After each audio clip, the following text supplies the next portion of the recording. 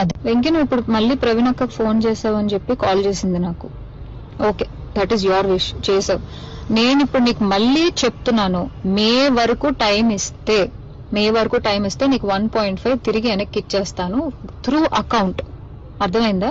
Through account మే వరకు time ఇస్తే నేను నీకు మళ్ళీ వెనక్కి ఇచ్చేస్తాను. ఆ మిగిలిన డబ్బులు అంటావా, నేను లైఫ్ లో సెటిల్ అయినప్పుడు నా దగ్గర ఉన్నప్పుడు నేను ఇస్తాను. అది కూడా నేను ఇవ్వను అనట్లేదు.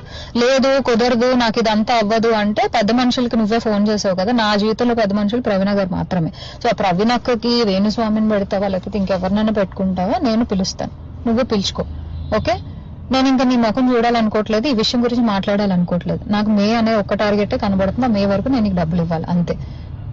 లేదు కాదు అంటే నేనే పెడతాను హెరాస్మెంట్ కేసు. ఎందుకంటే మా అక్కని ఇన్వాల్వ్ చేస్తున్నాడు, మా మమ్మీని ఇన్వాల్వ్ చేస్తున్నాడు, లేకపోతే మా ఇంటికి వస్తానంటున్నాడు. అసలు నా పర్మిషన్ లేకుండా నువ్వు మా ఇంటికి రావడం ఏంటి, లేకపోతే నేను మీ ఇంటికి వెళ్ళడం ఏంటి?